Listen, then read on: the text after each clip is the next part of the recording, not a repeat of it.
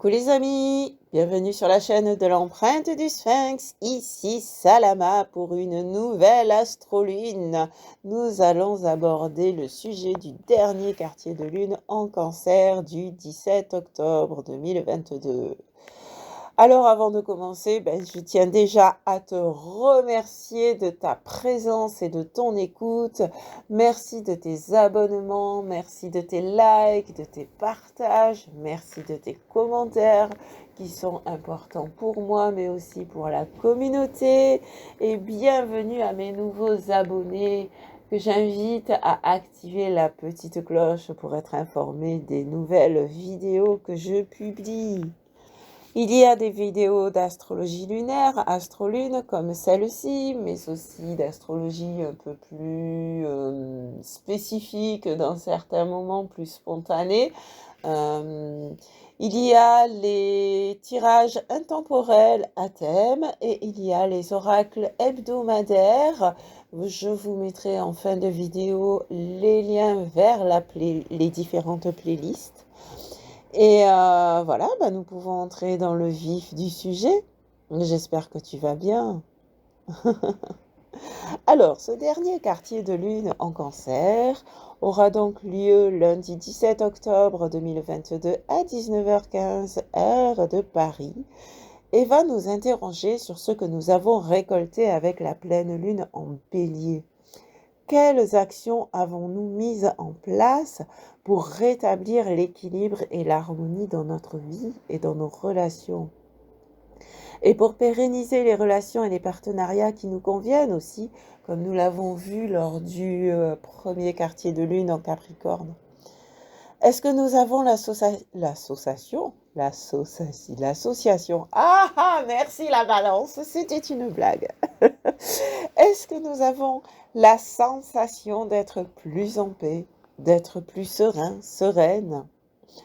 Nous pouvons trouver les réponses à ces questions en nous, en étant à l'écoute des émotions qu'elles suscitent, ou plus généralement en observant ce qui nous émeut et de quelle façon cela nous émeut, c'est-à-dire est-ce que ça nous provoque justement de la paix, de la sérénité? Est-ce que ça provoque de la joie?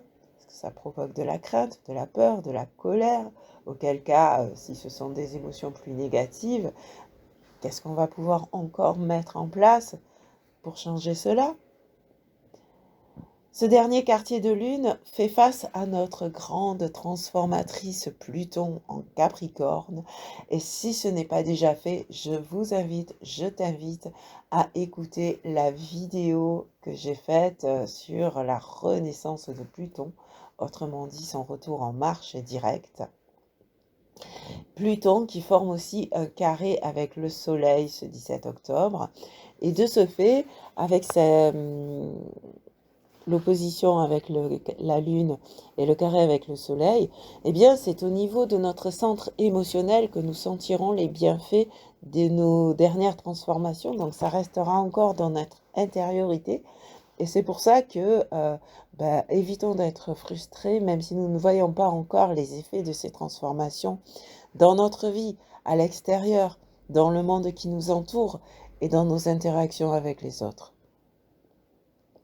Le dernier quartier de lune formera également un trigone avec Neptune et cela va renforcer notre sensibilité, notre imagination et notre inspiration, et notamment pour les êtres qui créent, les créatifs, créatives, les créateurs, créatrices.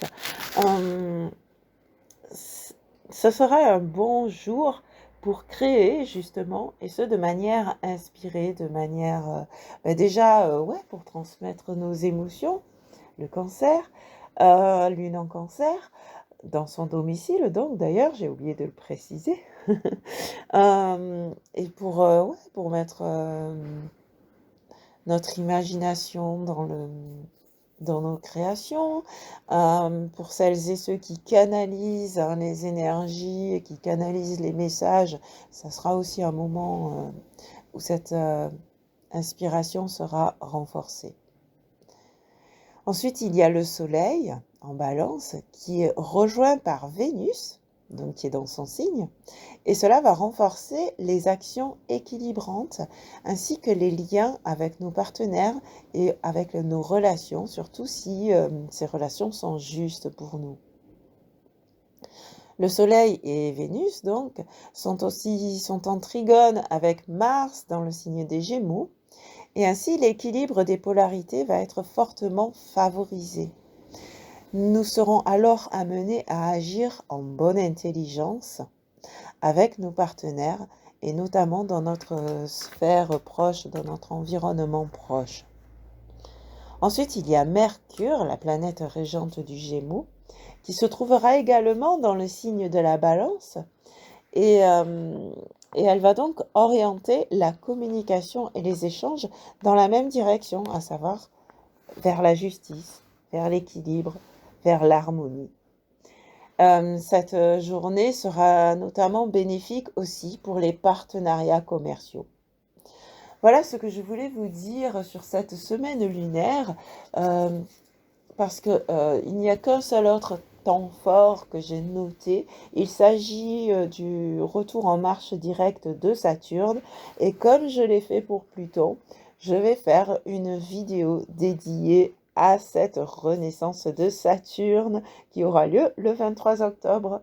Donc à tout bientôt dans cette vidéo ou dans une vidéo de, comment dire, d'oracle hebdomadaire par exemple, ou de tirage intemporel. Allez, encore merci et à tout bientôt. Ciao, ciao.